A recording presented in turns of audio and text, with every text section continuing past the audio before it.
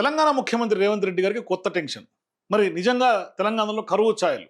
మరి ఈ యొక్క వర్షాభావ పరిస్థితులు రాజకీయ తుఫాన్‌గా మారబోతోందా? ఇదే తెలుసుకుందాం. Welcome to citizens pulse. నేను మీ రాజేష్.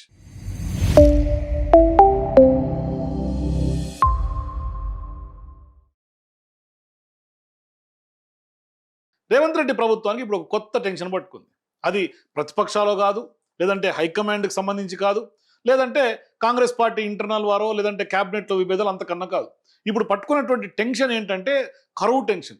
మరి నిజంగా తెలంగాణలో వర్షాలకు సంబంధించినటువంటి జాడ కనిపించడం లేదు. నైరుతి ఋతుపవనాలు రాష్ట్రంలోకి వచ్చినట్టే వచ్చి మళ్ళీ బలహీనపడ్డాయి. రైతులు సంబంధించినటువంటి నారుమడులు సిద్ధం చేసుకున్నారు. విత్తనాలకు సంబంధించినటువంటి వ్యవహారంలో కొనుగోలు చేసుకున్నారు. వాళ్ళందరూ కూడా పొలాల్లో దున్ని రెడీగా ఉంచుకున్నారు. కానీ అవకాశం మాత్రం కొంత ఖాళీగా ఉంది. కానీ ఆకాశం మాత్రం ఖాళీగా ఉంది.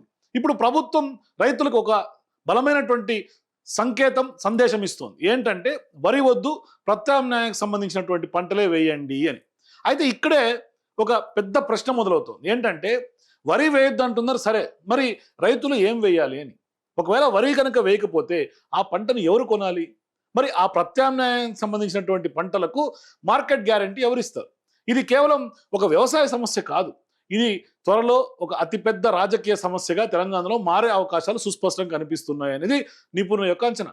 మరి నిజంగా తెలంగాణలో పరిస్థితి తీవ్రంగా ఉండబోతుంది. ఎందుకు అంటే వాతావరణ శాఖ లెక్కల ప్రకారం జూన్ 4 నుంచి 15 తారీఖు వరకు తెలంగాణలో సాధారణంగా 53.7 మిల్లీలీటర్ల వర్షపాతం నమోదు కావాలి. కానీ నమోదైంది కేవలం 19.2 మిల్లీలీటర్లు మాత్రమే.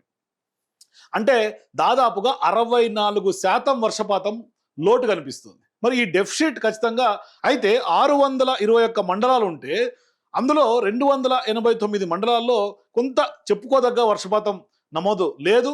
అట్లాగే 313 మండలాల్లో కొంత స్వల్పంగా వర్షాలు మాత్రమే పడ్డాయి. ఇక 19 మండలాల్లో అయితే మాత్రమే భారీగా వర్షాలు నమోదైనట్టుగా రిపోర్ట్స్ చెప్తా ఉన్నాయి. అంటే మొత్తం రాష్ట్రంలో 95% ప్రాంతాల్లో సాధారణ వర్షాలు కూడా చూడనటువంటి పరిస్థితి. మరి ఈ పరిస్థితి నిజంగా రైతుల్లో ఒక కొత్త ఆందోళన పెంచుతోంది.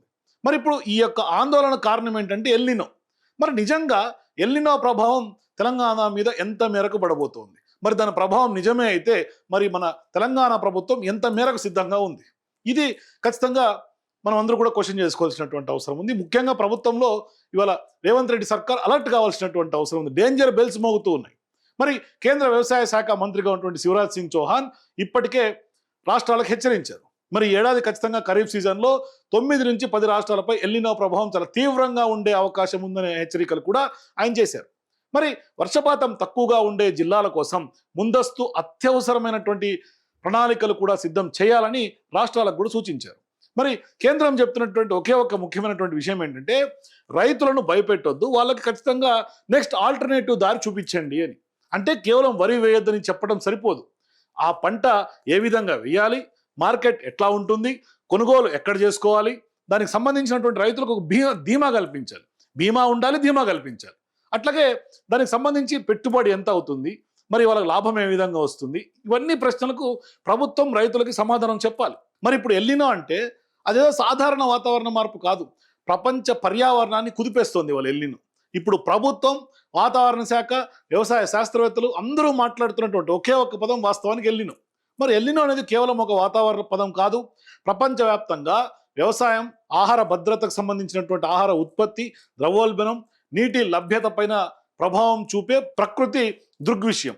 మరి భూమధ్య రేఖ సమీపంలో ఉన్నటువంటి పసిఫిక్ మహాసముద్రంలో సముద్ర జలాల ఉష్ణోగ్రతలు అసాధారణంగా పెరిగినప్పుడు ఎల్నినో ఏర్పడుతుంది. సాధారణంగా భారతదేశానికి వర్షాలను తీసుకొచ్చే గాలులు దిశగా బలం మారిపోయి దాని ప్రభావం నేరుగా నైరుతి ఋతుపవనాల మీద పడుతుంది. మరి సాధారణంగా ప్రతి 2 నుంచి 7 సంవత్సరాలకు ఒకసారి ఎల్నినో పరిస్థితులు ఏర్పడే అవకాశాలు ఉన్నాయి. కానీ ప్రతి ఎల్నినో కూడా ఒకేలాగా ఉండదు. కొన్ని బలహీనంగా ఉంటాయి, కొన్ని మాత్రం చాలా తీవ్రంగా ఉండే సూచనలు కూడా ఉన్నాయి. ప్రస్తుతం అంతర్జాతీయ వాతావరణ సంస్థలు హెచ్చరిస్తున్నటువంటి విషయం ఏంటంటే పసిఫిక్ సముద్ర జలాలు, దానికి సంబంధించినటువంటి ఉష్ణోగ్రతలు సాధారణ స్థాయిల కంటే ఎక్కువగా నమోదవుతున్నాయి. సో ఉష్ణోగ్రతలు మరింత పెరిగితే పరిస్థితి మరింత తీవ్రమయ్యే అవకాశం ఉందనేది శాస్త్రవేత్తలు హెచ్చరిస్తూ ఉన్నారు. ఈ సంవత్సరం వాతావరణ కేంద్రాల యొక్క హెచ్చరికలు కావచ్చు, వాస్తవాలు కావచ్చు, ఎలినో అనేటటువంటి దానివల్ల వర్షపాతం తగ్గుతుంది. ముఖ్యంగా అది భారతదేశం మీదనే ఎఫెక్ట్ పడేదానికి ఉంది. భారతదేశంలో కూడా తెలంగాణ, ఆంధ్రప్రదేశ్ రాష్ట్రాల మీదనే ఎక్కువ ప్రభావం చూపవచ్చు అనేటటువంటి ఇండికేషన్స్ పదే పదే మనకి వాతావరణ కేంద్రాలు హెచ్చరిస్తున్న సందర్భంలో ఏ విత్తనం పెట్టేటటువంటి రైతు అయినా సరే దీన్ని మనసులో పెట్టుకొని, మీకు తెలియంది మాకు తెలుసని కాదు, కానీ మన యొక్క ఆశ కార్తె వెళ్ళిపోతుంది, మృగశిర కార్తె వెళ్ళిపోతుంది, ఇంకొక కార్తె వస్తుంది, ఇప్పుడు విత్తనాలు పెట్టాలి అని. గతంలో మాదిరిగా స్టాటిక్ లేవు, కార్తెలోనే వర్షాలు కురవాలని. కాబట్టి దయచేసి రైతులు వర్షపాతాన్ని దృష్టిలో పెట్టుకొని విత్తనాలు మీరు వాడాలని చెప్పి విజ్ఞప్తి చేస్తున్నా.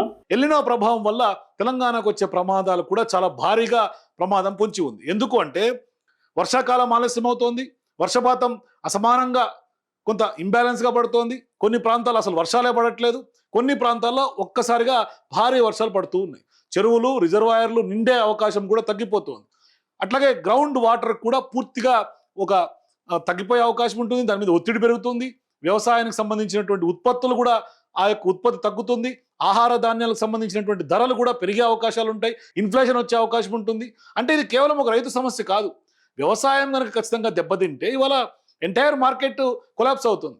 మరి మార్కెట్ దెబ్బతింటే ఖచ్చితంగా ధరలు పెరిగే అవకాశాలు ఉంటాయి. మరి ధరలు కనుక పెరిగితే ప్రతి ఒక్క సామాన్యుడి కుటుంబం పైన కూడా దాని యొక్క ఇంపాక్ట్ పడుతుంది. అందుకే ఇవాళ కేంద్ర వ్యవసాయ శాఖ ఇప్పటికే చాలా వరకు రాష్ట్రాలను అప్రమత్తం చేసింది. కేవలం వర్షాల కోసం ఎదురు చూడకోకుండా ప్రత్యామ్నాయ పంటలు, అట్లాగే దానికి సంబంధించినటువంటి నీటి అవసరాలకు సంబంధించినటువంటి సంరక్షణ, అత్యవసర ప్రణాళికలు, రైతులకు సంబంధించి టెక్నికల్గా కొన్ని సలహాలు సూచనలు కూడా చేసి వాటిని దృష్టిలో పెట్టుకోవాలి. అట్లాగే రాష్ట్ర ప్రభుత్వాలు కూడా ఆ దిశగా రైతుల్ని నడిపించాలి అని. ఇక్కడే తెలంగాణకు సంబంధించినటువంటి ప్రభుత్వం పైన కూడా కొన్ని కీలకమైనటువంటి ప్రశ్నలు వస్తూ ఉన్నాయి. ఎల్నినో గురించి ఇప్పుడు కాదు, నెలల క్రితమే కేంద్రం హెచ్చరికలు జారీ చేసినప్పుడు మన ప్రభుత్వం, తెలంగాణ ప్రభుత్వం, రేవంత్ రెడ్డి సర్కార్ ఎంత మేరకు ప్రిపేర్డ్నెస్గా ఉంది అని. అంటే ఈ హెచ్చరికల ఆధారితంగా రాష్ట్ర ప్రభుత్వం ఎలాంటి ముందస్తు కార్యాచరణకు సంబంధించినటువంటి ప్రణాళికలు సిద్ధం చేసుకుంది అని. ఎందుకంటే రిజర్వాయర్లకు సంబంధించినటువంటి నిర్వహణ, చెరువుల నింపుదల, ప్రత్యామ్నాయ పంటల కొనుగోలు విధానం, కరువుకు సంబంధించినటువంటి నివారణ, అట్లాగే కరువు భత్యం ఏ విధంగా ఇస్తారు, నిధులు ఏ విధంగా వస్తాయి, జిల్లా స్థాయిలో అత్యవసర సమావేశాలు, ప్రణాళికలు ఇవన్నీ సిద్ధంగా ఉన్నాయా అని. ఎందుకు అంటే ఎల్నినోని ఎవరు ఆపలేరు, కానీ ఆ ఎల్నినో యొక్క ప్రభావాన్ని ఎంతవరకు తగ్గించడం, ఎంతవరకు ప్రభుత్వాలు తగ్గించగలవు అనేది మాత్రమే ఇవాళ ప్రభుత్వానికి సంబంధించి ఒక లిట్మస్ టెస్ట్ లాగా అసలైనటువంటి పరీక్ష ఇది. వారి యొక్క సామర్థ్యం ఇక్కడ తెలిసిపోతుంది. మరి ఇక్కడ అసలైనటువంటి విషయం ఏంటంటే అందరూ అనుకుంటారు రైతులు వరి మాత్రమే ఎందుకు వేస్తారు, మిగతా పత్తో ఇంకోటో మరోటో ఎందుకు వేయరు అని చాలా మంది అనుకుంటారు ఈ ప్రశ్న. కానీ రైతులు నిజంగా వరి మాత్రం ఎందుకు వేస్తారంటే అది రైతు కోణంలో కనుక మనం చూస్తే వరి ఒకటే సేఫ్గా కనిపించే పంట రైతులకి. ప్రభుత్వం కొనకపోయినా మిల్లర్లో, వ్యాపారులు వీళ్ళందరూ కూడా పెద్ద ఎత్తున కొనుగోలు చేస్తారు, వాళ్ళకి దానికి సంబంధించి ఒక గిట్టుబాటు ధర లభిస్తుంది. మిగతా మిర్చికి కానీ లేదంటే పత్తికి కానీ ఇటువంటి పంటలకు ఎంఎస్పి ఉండదు, మార్కెట్ ఉంటుంది కానీ ధర రాదు. అట్లాగే పెద్ద ఎత్తున క్యాష్ ఫ్లో కూడా కొంత మిగతా పంటల మీద ఉండదు. కానీ ఇప్పుడు ప్రభుత్వం పత్తి కానీ అట్లాగే పప్పు ధాన్యాలు కానీ ఇతర పంటల వైపు వెళ్ళమని సూచిస్తుంది రైతులకి. సరే, నిజంగా వాళ్ళ సూచనలు పాటించి రైతులు కనుక వేస్తే నిజంగా రైతులకి ఎంఎస్పి గ్యారంటీ ఉంటుందా? కంది కానీ మినుములు కానీ వేస్తే కొనుగోలు కేంద్రాలు ఎంతవరకు సిద్ధంగా ఉన్నాయి? అట్లాగే రైతు వేసే ప్రతి ప్రత్యామ్నాయ పంటకు కూడా ప్రభుత్వం ఒక రోడ్ మ్యాప్ సిద్ధంగా చేయాలి, కానీ సిద్ధం ఎంతవరకు చేసింది? ఈ ప్రశ్నలకు నిజంగా రైతులకి ప్రభుత్వం సమాధానం చెప్పాల్సినటువంటి అవసరం ఉంది, కానీ స్పష్టత అయితే ఇక్కడ కనిపించినటువంటి పరిస్థితి ఉంది. మరి ఇటువంటి సందర్భాల్లో వ్యవసాయం కనుక ఆగితే రైతే కాదు, మొత్తం ఎంటైర్ రూరల్ ఫినాన్షియల్ వ్యవస్థ అంతా కూడా కొలాప్స్ అయిపోయే అవకాశం ఉంటుంది. మరి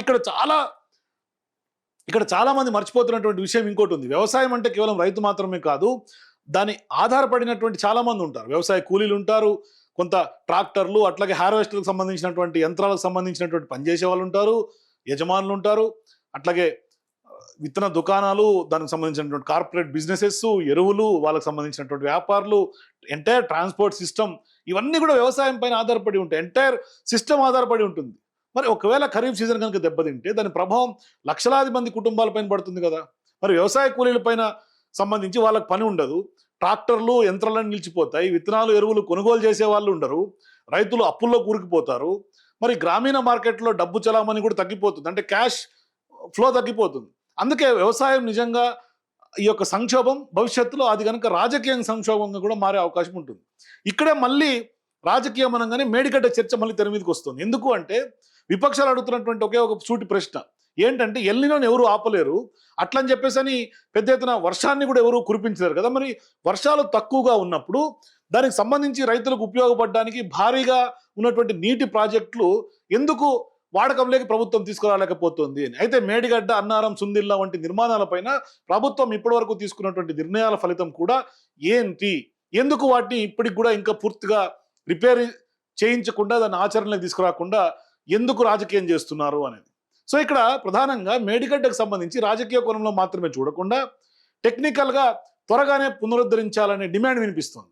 ప్రస్తుతం అక్కడ కనుక నీటి నిల్వలు పెంచుకునే అవకాశాలు కనుక ఎక్కువగా ఉంటే, వాస్తవానికి ఉండేవి, నిజంగా ఈ ప్రభుత్వం చిత్తశుద్ధి ఉండి ఉంటే అలా చేయలేదు కాబట్టి ఖచ్చితంగా కన్నెపల్లి పంప్ హౌస్ ద్వారానైనా ఎస్ఆర్ఎస్పి ద్వారా అయినా ముందుగానే రిజర్వాయర్లు కానీ చెరువులు కానీ నింపే ప్రయత్నాలు మరింత దూకుడుగా చేయాల్సి ఉంది అనే వాదన కూడా వినిపిస్తుంది. ఇది నిజమా కాదనేది మరో చర్చ. కానీ కరువు భయం పెరిగే కొద్దీ ఈ ప్రశ్న మరింత బలంగా వినిపించే అవకాశం ఉంది. అయితే రేవంత్ రెడ్డి గారు నిజంగా భవిష్యత్తులో ఈ ఎల్నినో ఈ యొక్క ప్రభావం రాజకీయ ప్రమాదం ఏర్పడే అవకాశం ఉంటుంది. ఎందుకంటే వర్షాలు పడకపోవడం ప్రభుత్వ తప్పేమి కాదు, కానీ ఎల్నినో ఈ యొక్క ప్రభుత్వాన్ని ఎంతవరకు నియంత్రణలో ఉంచుతుంది, ఎంతవరకు కంట్రోల్ స్టెప్స్ తీసుకుంటుంది, అంటే పరిస్థితిని ఎంత మేర వీళ్ళు ఆ యొక్క ఇంపాక్ట్ తగ్గించగలిగారు అనేది నిజంగా ప్రభుత్వ సామర్థ్యానికి ఒక క్వశ్చన్. ఇది దానికి సంబంధించి ఒక టెస్ట్ లాంటిది, రియల్ టెస్ట్ రేవంత్ రెడ్డి గారికి. అందుకే ఇప్పుడు అసలైనటువంటి పరీక్ష ఏంటంటే నిజంగా దీని ప్రభావం ఎంత మేర తగ్గించాలి అనేది. ఒకవేళ నిజంగా ఎంత మేర తగ్గించి ఉంటే అదే ఇవాళ ప్రజలు గమనించే అంశం, కీలకమైనటువంటి అంశం. అంటే రైతులకు ముందస్తు ప్రణాళిక ఎంతవరకు ఈ ప్రభుత్వంలో ఉంది, నీటి నిర్వహణ ఏ విధంగా చేస్తున్నారు, ప్రత్యామ్నాయ పంటల మార్కెట్ సిద్ధం చేశారు రైతుల కోసం, కరువు వస్తే నిజంగా పరిహారం ఎట్లా ఇస్తారు, ఉపాధి అవకాశాలు ఏ విధంగా కల్పిస్తారు, ఈ ప్రశ్నలకు నిజంగా ప్రభుత్వం సమాధానం చెప్పాల్సినటువంటి అవసరం ఉంది. రోడ్ మ్యాప్ సిద్ధం చేసుకోవాలి. ఎందుకంటే కాంగ్రెస్కి ఇది నిజంగా ఆర్థిక పరీక్ష మాత్రమే కాదు, రాజకీయ పరీక్ష కూడా. తెలంగాణ ఏర్పడిన తర్వాత పెద్ద స్థాయిలో కరువు కొంత చర్చలు చాలా అరుదుగా వచ్చాయి. నిజంగా కాళేశ్వరం రిజర్వాయర్లు కానీ చెరువులకు సంబంధించినటువంటి పునరుద్ధరణ వల్ల రాష్ట్రం కొంత చాలా సేఫ్గా ఉందని చెప్పుకోవాలి. ఇప్పటివరకు ఎప్పుడు కూడా అటువంటి పరిస్థితులు పెద్దగా చూసినటువంటి దాఖలాలు లేవు. కానీ ఇప్పుడు ఎల్నినో ప్రభావం చాలా తీవ్రంగా కనుక ఉంటే పరిస్థితి మారే అవకాశాలు ఉంటాయి. మరి నిజంగా రైతు నష్టపోతే ఇవాళ వ్యవసాయ కూలీ నష్టపోతారు, గ్రామీణ ఆర్థిక వ్యవస్థ కుంటుపడిపోతుంది, నష్టపోతుంది.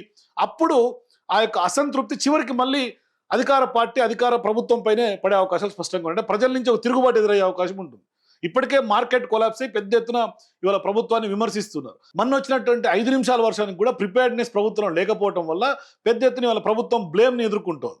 మరి ఇటువంటి సిచ్యువేషన్స్లో ఎల్నినోని కూడా నెగ్లెక్ట్ చేస్తే, ఎల్నినోని కూడా కొంత ప్రభుత్వం ప్రిపేర్డ్నెస్గా లేకపోతే ఖచ్చితంగా రైతులు నష్టపోతే ఎంటైర్ సిస్టమ్ కొలాప్స్ అయ్యే అవకాశం ఉంటుంది.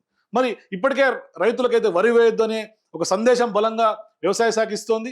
కానీ రైతులు అడుగుతున్నటువంటి ప్రశ్నలు మాత్రం ఒకటే, సరే వరి వేయొద్దు అంటున్నారు కదా, మరి దానికి బదులుగా ఏం వేయాలని ప్రభుత్వం స్పష్టంగా చెప్పగలుగుతుందా? మరి రాబోయే రోజుల్లో ఇది ఒక పెద్ద రాజకీయ చర్చకి కూడా మారే అవకాశం ఉంటుంది. ప్రస్తుతం తెలంగాణలో కీలకమైనటువంటి మలుపులో అయితే ఉంది. వాతావరణ శాఖ వర్షాలపైన ఇప్పటికే ఆశాభావం పెద్దగా వ్యక్తం చేస్తున్నా పరిస్థితి మాత్రం ఇంకా పూర్తిగా అనుకూలంగా అయితే లేదు. ఎల్నినో ప్రభావం దేశవ్యాప్తంగా అతిపెద్ద చర్చనీయాంశంగా మారుతోంది.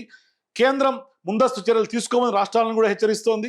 ఇప్పుడు పెద్ద ప్రశ్న రేవంత్ రెడ్డి గారికి ఏంటంటే, ప్రభుత్వం కరువు వచ్చే అవకాశాన్ని ముందే అంచనా వేసి మనం దీనికి సంబంధించినటువంటి కార్యాచరణ ఎంత మేరకు సిద్ధంగా చేసుకున్నారు, రేవంత్ రెడ్డి గారు ఎంత మేరకు సిద్ధంగా ఉన్నారు దీన్ని ఫేస్ చేయడానికి అని.